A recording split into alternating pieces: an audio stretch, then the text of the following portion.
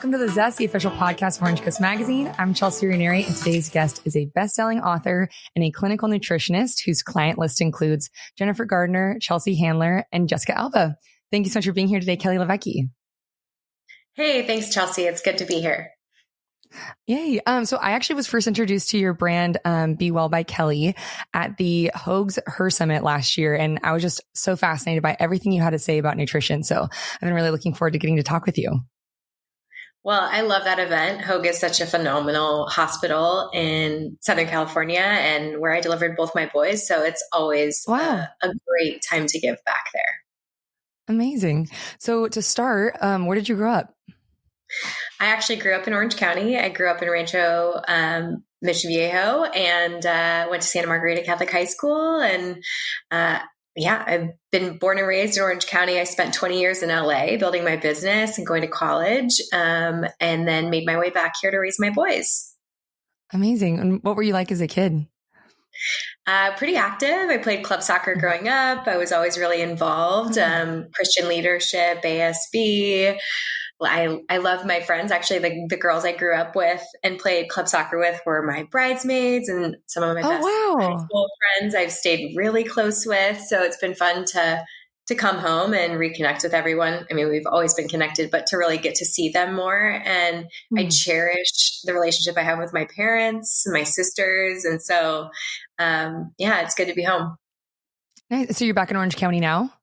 I'm back in Orange County now. Yep. Purchased our first home in Laguna Niguel, and we're constantly at the beach at Salt Creek and down at Trestles. My husband's a big surfer. So it really matches our lifestyle, being able to be down here with community and outside a lot and really enjoying like all the benefits of SoCal, like all the produce. We love the ecology center down here and hitting the farmer's market. So it's good to be home. Awesome. Well, I read that you fell in love with nutrition in high school. Can you share a bit about that? Yeah. So, what's interesting is I took health in high school and I loved that class. I felt like it was really easy for me to get a great grade. I would look forward to the class, took tedious notes, and then I went to the University of Southern California, basically because I'm a legacy there. I grew up going to football games there at USC. I had 26 relatives that went there. And so as the first child in my family, followed in my grandpa and father's footsteps. Actually, I went to the Marshall School of Business in undergrad there, and then realized my senior year at USC when I took Nature of Human Health and Disease that just like health in high school, it was my absolute favorite class. It was almost like I was absorbing all the information via osmosis, like it stuck for me. Ultimately called my dad in tears going into my senior year and said, I want to be pre-med. I shouldn't be finance, and added a concentration in Nature of Human Health and Disease. And my first career out of college, I spent on the corporate side of wellness. So I worked in pharmaceuticals and then made my way into cancer and genetics. And I had an 8-year career in cancer and genetics before going back to school for nutrition and starting my private practice. So going back a bit, what about health fascinated you and nutrition fascinated you? Well, I think I grew up an athlete and I loved feeling my best, and I've always loved food. But I would just say that I was more of a science and math brain, like stats and all the things that, a lot of my best girlfriends hated was what I excelled in, really. And I just found it interesting. Like I always wanted to feel my best and I wanted to perform my best on the field. And I loved cooking, and even down to watching Ina Garten and Giada in college on the Food Network. Like those were the shows I'd throw on in the background of like studying or doing homework. And I think we really need to tune into what we truly are fascinated by and what we love, and find a way to pair what we're passionate about with what we're good at. And then hopefully those two things is also something you could have a career in. For me, I was a little disillusioned in undergrad when I looked into the RD program, because it seemed like the only career trajectory was to end up in a hospital setting. And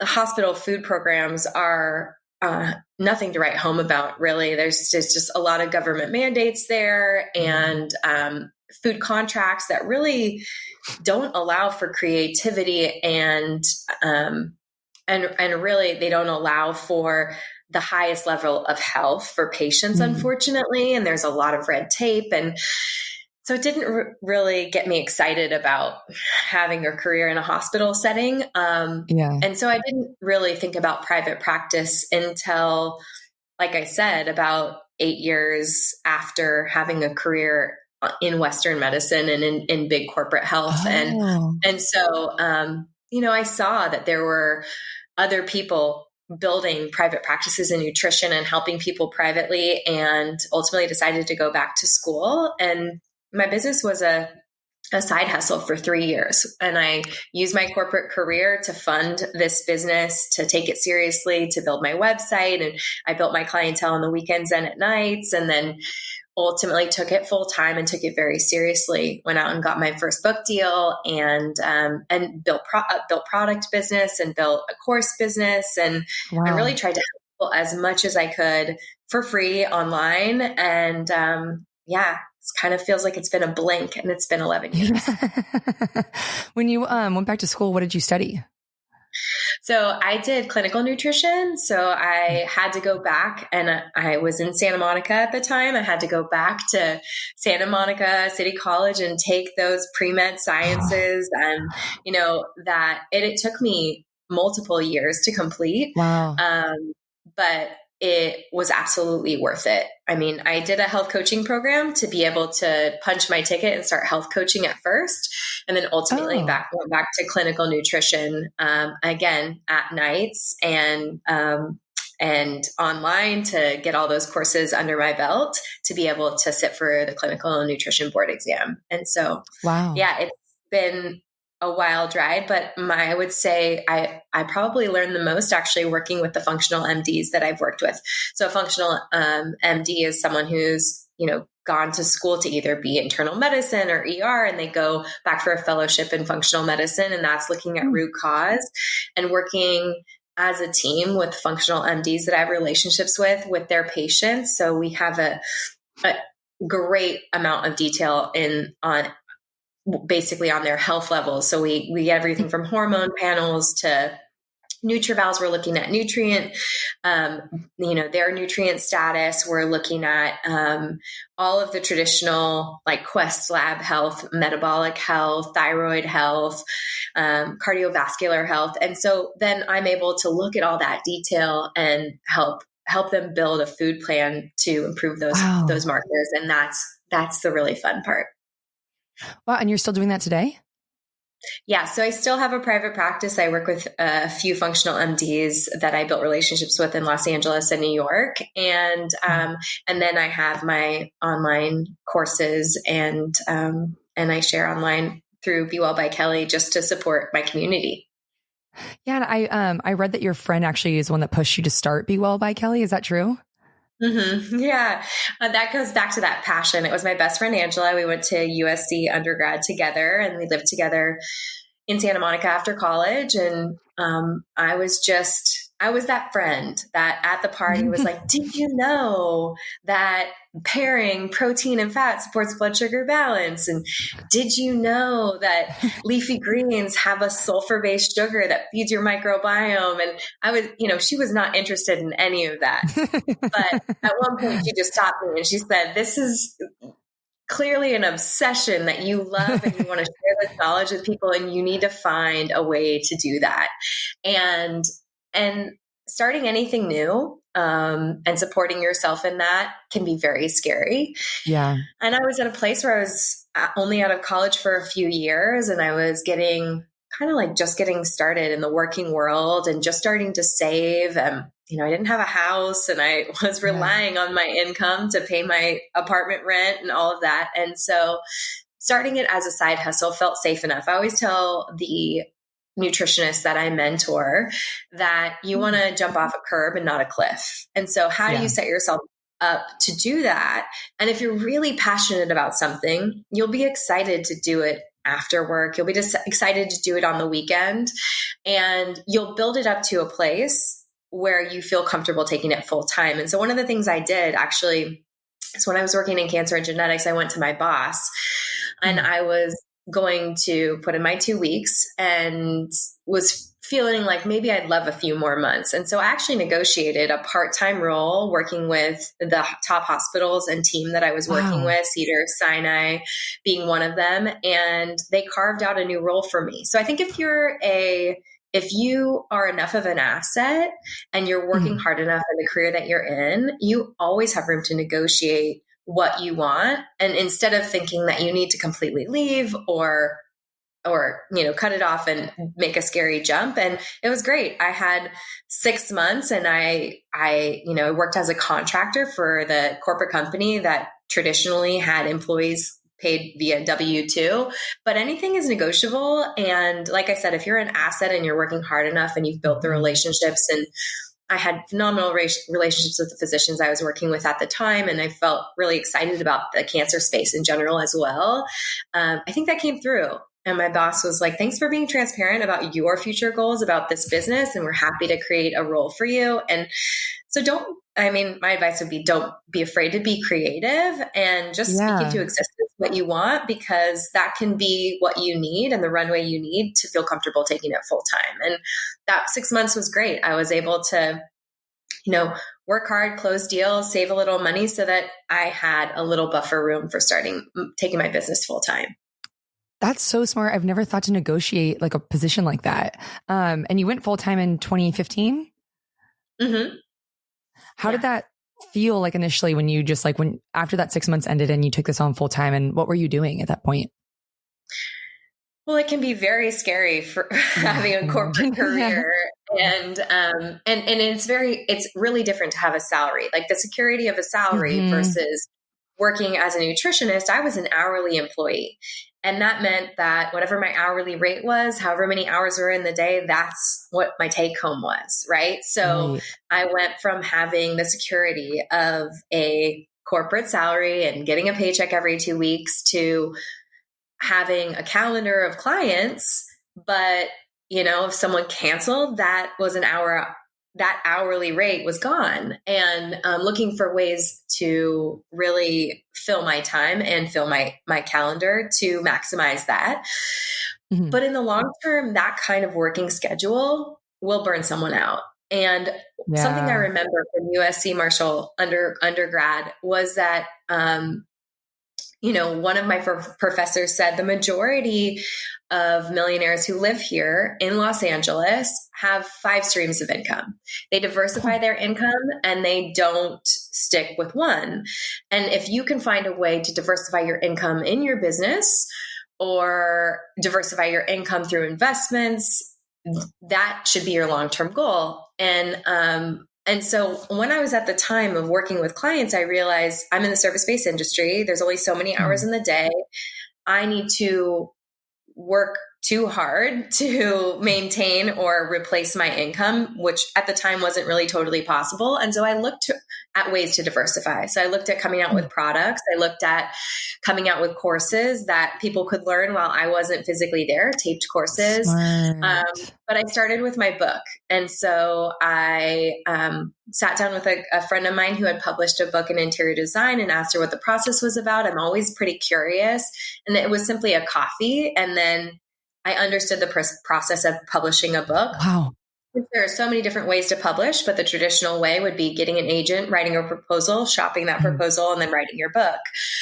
And depending on the agent, they either want you to have a large audience so that it's an easy sell, and or they're willing to work with you. And at the time, I didn't have a large audience, but I had a lot of excitement towards this process. And so I cold emailed 12 agents that didn't know me, and I got 3 emails back, and I booked a flight to New York, and I had 3 sit-down meetings. I decided to contract with an agent, and 2 months later we were shopping my book. So I feel like what can feel so scary, like writing a book, can be really distilled down into like the small steps it takes and then it doesn't feel as overwhelming. And especially as an entrepreneur, like deciding to quit your corporate job might feel overwhelming. Well, how can I make that a smaller, easier step? How can I jump off a curve instead of a cliff? Well, Yeah. let's contract a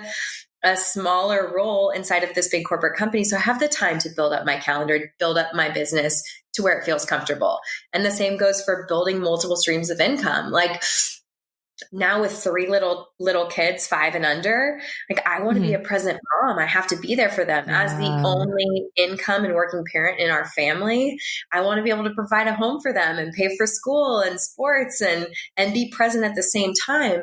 That old career that I built of seeing 6 to 8 clients a day and then providing them nutrition plans at the end of the day was a 13 or 14-hour workday sometimes. Wow. And that is unsustainable at this age with the family that I've built. So I think what entrepreneurs, like I said, when I'm working with younger nutritionists or even entrepreneurs that are asking me, like, the best tips is check in with yourself. Is the career that you're building sustainable for the life that you want? And if it's not, is it okay right now? Yeah, it was great back then because I only had myself and my husband, Chris. And at the time we were just dating. It was fun. Like we were inspired. We were building our business. We would hit the gym together, go to yoga class, make dinner together, and then jump back into like creating and building and dreaming. And that was totally appropriate for that period of our life. But right now, like it wouldn't have been appropriate. So thinking about the ways that you can diversify your business to have multiple forms of income under your umbrella, or how can you take that income that you're building and find ways to invest in other ways? And maybe that's real estate or other types of investments. And so I'm always looking to diversify because that feels like security and safety, even though I'm my own boss and my own income. It's the security and safety of the old corporate world in my new world today. Yeah. And in 2019, so just 2 years later, you published your second book, Body Love Every Day. What's in both of the books and how are they similar and different? Yeah. Well, what's interesting is the course I took at USC, Nature of Human Health and Disease. The thesis or the end project for that class was a report on type 2 diabetes and how it develops in the body and understanding and presenting on blood sugar balance. And it's so funny because that full circle, that is what Body Love and Body Love Every Day is all about. It's teaching my clients in my community how to balance their blood sugar through food. And there are so many tips and tricks out there today on how to do that. Like put a little almond butter on apple. But what I want to entrust my community with is the science, because I think we're all smart enough to understand the macronutrients that we're eating and how they break down. And so both of the books go through what I call the Fab Four. And the Fab Four is simply a small checklist of things that support blood sugar balance. And the Fab Four is protein, fat, fiber, and vegetables of color, leafy greens. And so when you think about this, protein breaks down to amino acids. It doesn't break down to blood sugar or glucose. Fat breaks down to fatty acids. It doesn't break down to blood sugar or glucose. So that's not going to have any effect on our blood sugar. And then we think about fiber and leafy greens. We're thinking about all the produce. That's the broccoli, the cauliflower, the cucumbers, the side salad, the herbs, like all of those bits of produce are what we call cellular carbohydrates. The sugar and starch is wrapped up in the fiber cell. And so we have to actually chew through it to slowly release blood sugar. And so what happens when you plate the Fab Four or you put the Fab Four ingredients in a blender is your blood sugar goes up gradually and it gradually comes down. It's not a spike and crash. It doesn't cause that blood sugar roller coaster that causes cravings, irritability, mood swings, and the rest. Instead, it elongates your blood sugar curve from one meal to the next so that you can go 4 to 6 hours without thinking about food, so that you can function at your, highest level. And it is easy for anyone. So I use it with kids. I coach my clients to use it with their kids. We look at a plate and we say, do we see a source of protein? Check. Did we use olive oil to cook? Healthy fat? Check. Are there any form of veggies or greens on the plate for whoever's eating it? Great. Perfect. Now we know those are the things that elongate and balance a blood sugar curve. Now we can think about the other things we might add to the plate. And most of the time that's like a processed carbohydrate. You think about like a burger, that might be the bun or a side of fries. And we think, okay, well, how many sort of like party plus ones do we have on the plate, or how many extras, right? And we just want to make sure that we are not adding too many of those things because they compound on one another. So in the burger example, if you had 2 buns and fries, and maybe you had a drink like a lemonade, that would actually be 4 different things that are causing a spike in blood sugar. So half a bun takes you a little bit up, the other half takes you higher, the fries take you higher, the lemonade's taking you very high. So that is a very steep spike in blood sugar and a crash. And so recognizing what on your food balances and elongates your blood sugar curve and what causes a spike is the first step.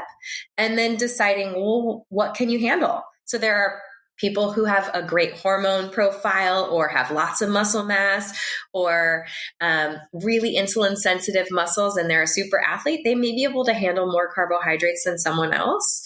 But recognizing what your body is capable of digesting and absorbing into your muscles to store as energy versus causing elevated blood sugar and potentially leading us down the road towards inflammation and chronic lifestyle diseases is my bread and butter. And that's what the books teach.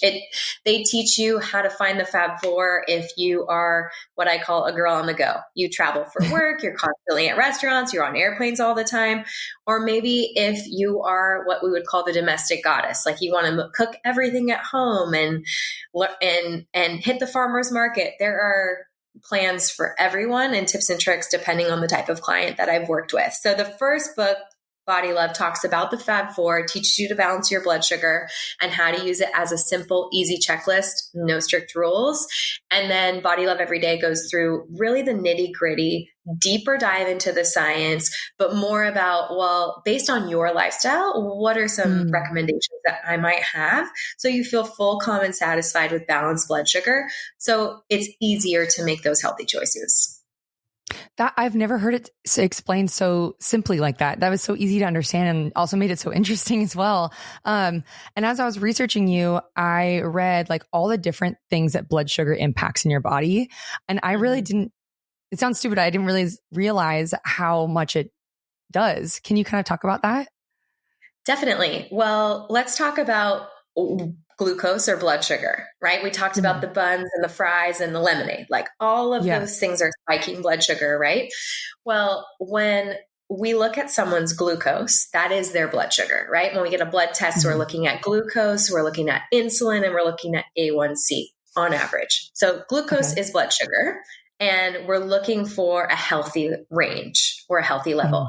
Insulin is a hormone that picks up blood sugar. So let's say you had the buns, the fries, and the lemonade, and your blood sugar went way up, right? Your pancreas is going, oh my goodness, Chelsea, we have a lot of sugar to deal with. It's going to dump a bunch of insulin into your bloodstream. Insulin's going to kind of tag that glucose to be put away into your body, into your cells.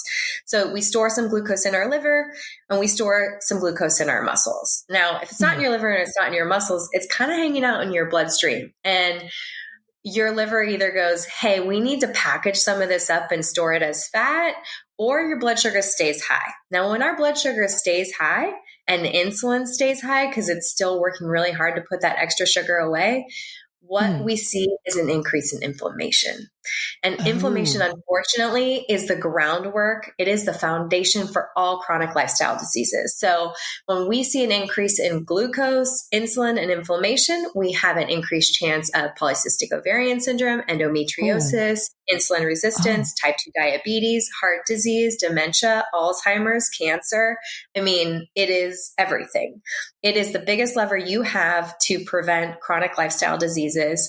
And when we have increased inflammation and we have increased blood sugar, we also have an increase in autoimmune diseases. We have decrease in healing and muscle protein, like the healing of, let's say you go work out and you want to build strong, lean muscles. I mean, your body just unfortunately isn't going to work the way that you want it to work. And so I'm so passionate about teaching the science of blood sugar because I know everyone can still build a plate that they love, that is satisfying, and work on lowering glucose, insulin, and inflammation. Wow. I literally had a burger yesterday, so today's going to be a salad. I'm like, that sounds so awful. That's actually where I would stop you. And I would say, okay, Chelsea, if you were to sit down to that burger, and there's the bun and there's the fries and there's like a sugary drink, let's talk about how each of these things impact you. So the lemonade is probably, in my opinion, when we look through a blood sugar lens, is probably the worst offender. Oh, wow. And here's why. It's liquid sugar.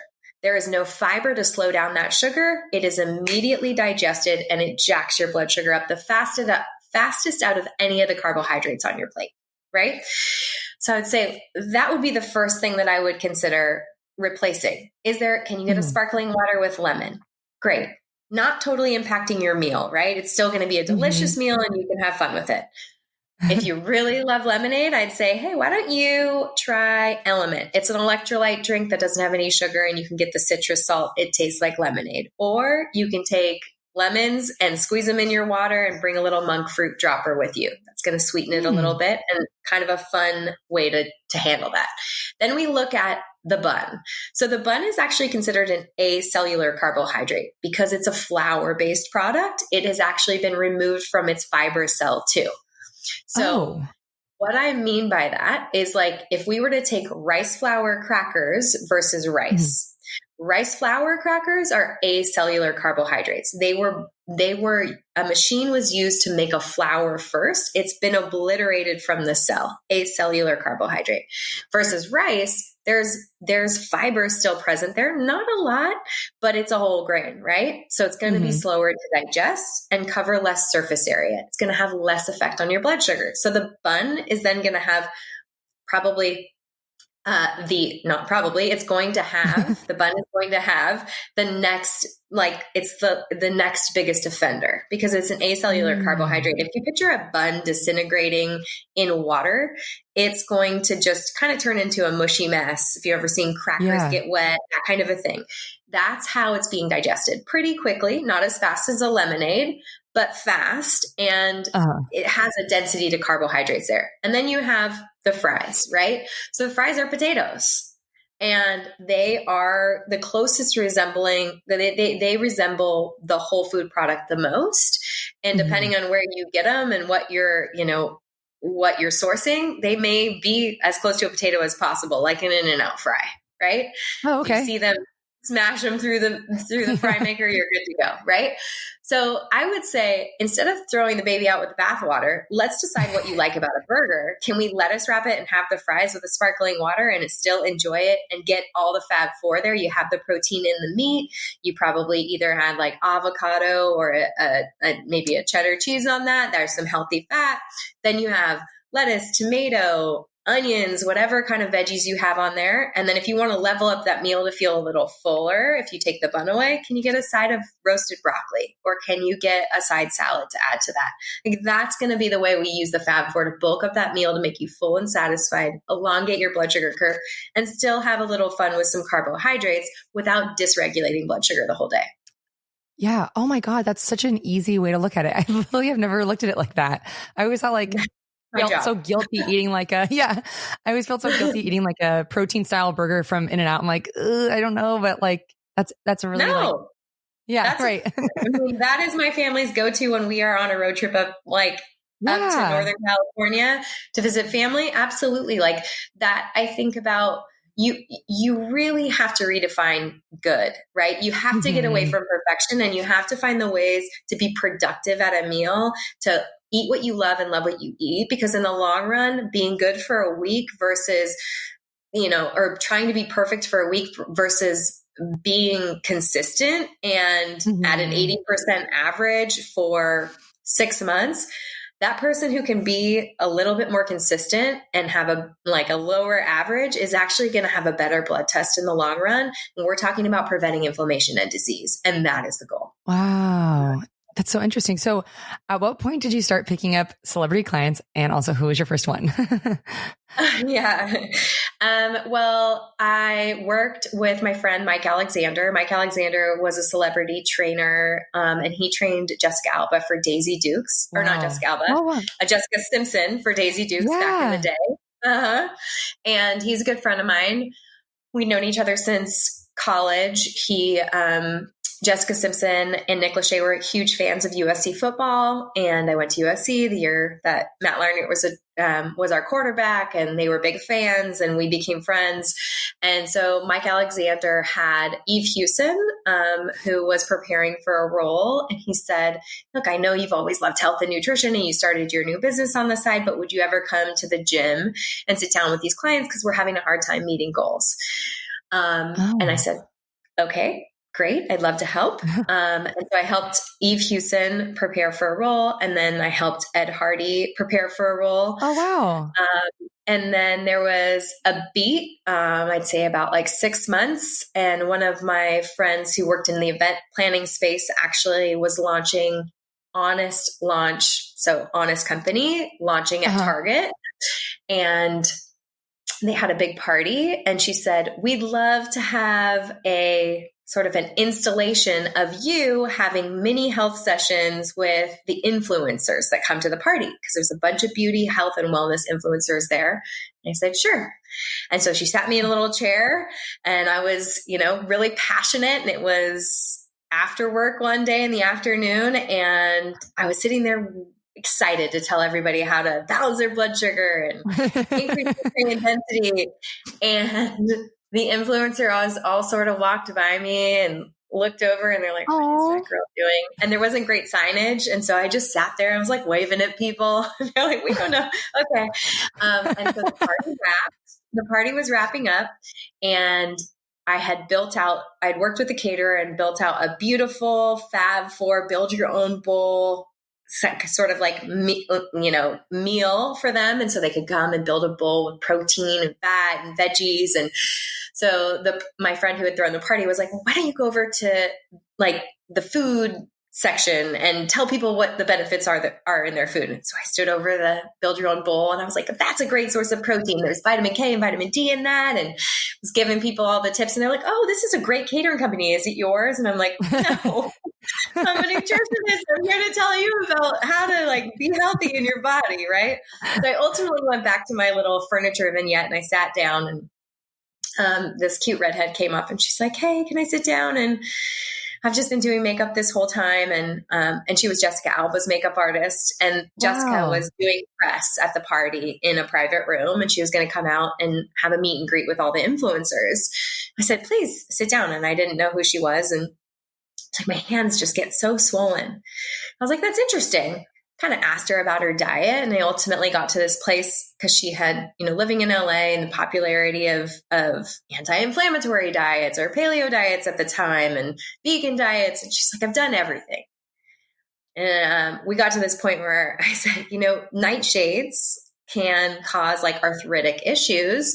Have you ever tried eliminating nightshades?" And she's like, "No, but I'll try it." And do you have, she gave me her email, and I shared with her via email, a couple of articles and some things I would consider.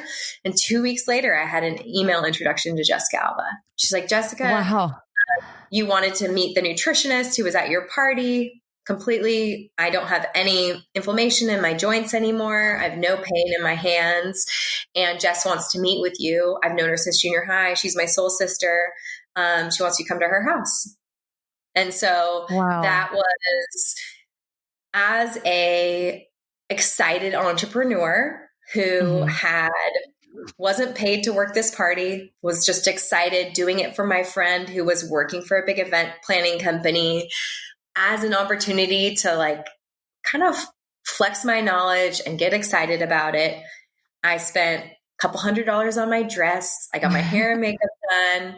I took the afternoon of my corporate career job off. I drove across LA in LA traffic, and I sat there and no one talked to me for 2 hours. So I sort of made a fool of myself a little bit, and then sat down and in an effort just help this girl who had obviously been working, her name was Lauren, working really hard all day for however many hours doing makeup and touch-ups, was able to help her, and then ultimately had this sort of unexpected introduction to someone who I think, well, not only do I look up to Jessica, I think she's an amazing woman, an entrepreneur and mom. She's a dear friend. And, and she wrote the forward to my book. And I think that in life, you attract the type of people that you want to help when you believe in yourself, when you don't expect anything, and when you work really hard. And sometimes at the beginning of your business, it means you're working for free and you're willing to kind of put in the blood, sweat, and tears to get there, because you never know what's going to happen. So I would just say, like, if you compare passion with grit and drive and sometimes a little bit of embarrassment, you will be surprised what can happen. Wow, I love that. And what does a session with you look like? So it's a lot of intake. Okay. I would say so the first session with any client is 90 minutes to 2 hours. And we go through everything. So what does day in the life of you look like? How did you grow up eating? What do you like to make? Do you cook for yourself? Do you eat out? Who influences your food choices? Let's talk about your friend groups. What does it look like to go out with your friend groups? What do they like to eat? Because we are a lot of times influenced by the people we live with, our spouses, our children, our friends, and we go through everything. I get all old blood tests. So sometimes they're relevant, sometimes they're not, but it'll give me a history of where we're going and where they'd like to go. We'll talk about what the options are for prevention. So whether that's like an MRI through Ezra, like a cancer MRI. We might do a biological biopsy where we're looking for cancer markers in blood. We'll do a full functional panel. We'll look at hormone panels. It really is a 360-degree approach to where are you at now? What's sustainable? What would you like? What are your goals? And how are we going to get you there? And that can feel very overwhelming at first. A lot of times when you work with a functional MD, like the physicians I work with my clients, it can be overwhelming because you get so many blood tests back, and then they're like, "Oh, paralysis by analysis. I'm not going to change. I'll figure it out later." What I like to do is look for the priorities. And that's where sitting down and talking about, well, what would your priorities be? Like, are you looking to prevent disease? Are you looking to lose weight? Are you looking to decrease inflammation? Do you want to be more consistent? Do you like to cook? Would you like to learn to cook? Like, there are so many questions that I need to ask to understand where the roadblocks are in helping someone to be healthy. Because it is one thing to just say, here's a food list, here's a meal plan, but that is not sustainable long-term unless they have the why, their why, they understand the science, and they understand what's holding them back from meeting those goals. And that is honestly the key. Is a lot of times it's removing the roadblocks that are keeping us from our goals. Definitely. And do you have any trends that you're seeing or myths that people come in with that you're like, that's not true, or things that people pick up on social media? I mean, I think there are belief systems baked into lifestyle diets. So back in the day, it was, either whether it was no fat, low fat, no carb, low carb. Then we kind of moved into lifestyle diets like vegan, vegetarian, pescatarian, paleo, ancestral, carnivore. And these are less rigid. They're more lifestyle based. But unfortunately, what we can see clients do in this space is they attach their diet to who as like a part of who they are, like it's their identity. And that, unfortunately, when a diet isn't working for someone, it's hard for us to extricate them from that belief system and have them tune into what their body really needs. For example, I might have a client who has watched a bunch of TikToks and they believe that animal protein is not good for them. And they decided to go vegan and they've cut all their animal protein out. And when we get their blood tests, we see low thyroid, low iron, low B12, low B6, and they're dealing with cystic acne, hormonal imbalances, and they're fatigued. And unfortunately, that should be an easy fix of saying, I'd like you to incorporate red meat 2 to 3 times a week. I'd like to see you increase your animal protein to 1 gram per pound of body mass. I want to see these inflammation numbers go down and your B vitamins go up because you're like, for example, homocysteine is a blood marker we'll look for inflammation. Now, if someone has low B vitamins, that homocysteine level is not going to come down. Well, B vitamins are really saturated in red meat. I can have them take a supplement, but we can fix that. But if we have a roadblock because someone's personal identity is connected to a food and lifestyle that they're living, it makes it very difficult for us to do our job. And so a lot of it's unlearning. It's the unlearning of, and the same can be said about someone, learning something online where they think that all plant-based foods are bad for them because they have anti-nutrients like lectins or oxalates or phytic acid. Those are natural plant defense mechanisms that allow the plant to survive, and they can be inflammatory in the body. And so someone might learn one little thing and then say, I'm never having kale ever again, or I'm never going to have a garbanzo bean again, or I'm never going to have cucumber or tomatoes again. And the reality is when we are our healthiest self, we are omnivores. We are able to eat from both sides, and we are able to digest and assimilate those nutrients and feel and live our best life. And so a lot of times that is what my goal is, to just help my client be the healthiest they can be, and to help them break down food rules so that they feel more free and empowered and inspired to use blood sugar and disease prevention as their goal versus dogma or, belief systems that they've adopted from someone else without really tuning into themselves and being clear and aware of where their body is and the health of it. That's so interesting. You've been so generous with your time, and I literally have so many more questions for you, but we're coming to the end of our time. But before I let you go, I have 3 final questions for you that we call the Thoughtful 3. Okay. So first, what are some healthy habits that you've personally picked up since starting Be Well by Kelly? So I created a smoothie recipe. It's a formula. It's called the Fab 4 smoothie. And I use the Fab 4 smoothie. I mean, here it is. All empty now. I drank it already. But a lot of times we use the excuse that we don't have time to make ourselves a healthy meal. And I get that. I have 3 boys, 5 and under. I am the working parent. I am the room mom. There's a lot going on in my life too. But if you can learn to use a blender and you can use the Fab 4 as guidance to fill your blender with the Fab 4, you actually can blend up a blood sugar balancing smoothie. And the majority of smoothies out there are all fruit or all sugar, and they do dysregulate blood sugar. It causes a really quick, fast spike and a crash because we've used the blender to obliterate the sugar and starch out of the fiber, right? So it's going to be faster to digest. It can be more dysregulating. And so I use the Fab 4 smoothie every single day, whether I might have, a veggie egg scramble for breakfast and take the Fab 4 smoothie with me for lunch, like I did today, because we're interviewing here this afternoon, and I've had a busy work day. It's quick and easy, supports my blood sugar balance, and it is a tip and a trick that I use every single day. Wow. What's in it? So we have, first you fill it with an unsweetened liquid. Today was an unsweetened almond milk. And then I use a protein. So I came out with a grass-fed beef isolate protein and a chocho bean protein. So I have sort of like a meat and a vegetable option. But you can choose grass-fed whey if you'd like. So you want a protein source. You want to hit 20 to 30 grams of protein. So that's the majority of those, like a 1 scoop of protein powder from your protein of choice would have.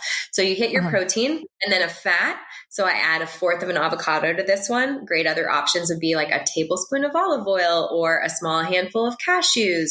Any healthy fat that is whole food based, throw it in there. So a tablespoon of fat and fiber. So I added a tablespoon of psyllium husk. You can add chia, you can add flax, you can add cauliflower rice, whatever you want to add to get a dose of fiber. and then leafy greens. So I added a handful of spinach. So that's your protein, fat, fiber, and greens. And then this one is my cookies and cream recipe. So it tastes, Ooh. I used a chocolate protein, and then I add a half a cup of blueberries to it and blended it up. And it tastes like chocolate cookies and cream, but it's actually full of blueberries and spinach and psyllium husk and avocado. Oh my gosh, that sounds delicious. I'm going to try that. Yeah. So what characteristics do you feel helped you succeed? I would say that looking at a big goal and breaking it down to those small actionable steps has been really positive for me, and not focusing on the what if I fail, because that doesn't serve me if I actually haven't created anything. If you haven't built anything and you haven't taken the step and you haven't started the business or gone for that goal, you've already actually failed. You haven't started. And so, so much fear. I see so much fear hold people back from really beautiful growth and building businesses and families and changing their life. But the fear of the unknown and the fear of failure is a really scary thing. And I don't know if it was the way that I was raised. I don't know if it was the fact that I was the oldest of three sisters. You know, I'm not really sure. Nature, nurture, was I born this way? But I can stay excited enough to take the first step and then let momentum get me to the finish line without allowing fear to get in the way. Yeah, definitely. And then lastly, if there's one thing that listeners can take away from this conversation, what would you want it to be? I would say use the Fab Four whenever you can. Yeah. Protein, fat, fiber, and greens. Like whether you are ordering at a restaurant or checking your kid's plate. I mean, that's the easiest thing for most of the moms that I work with and dads that I work with too, is look at a plate. It could easily be a kid's plate with a toaster waffle, berries, and syrup. And you're like, actually, all three of those things are blood sugar spiking foods. So how can you add, some chicken sausage to that, or a scrambled egg? And can you make the choice to, swap out that maple syrup for a tablespoon of peanut butter on that waffle? Like there's so many ways to use the Fab Four to really straighten the path and get back on blood sugar balance. Amazing. And for listeners who want to hear more about everything, all the amazing things that you've had to say, your podcast has over 12 million downloads, which congratulations. That's incredible. And what is it called?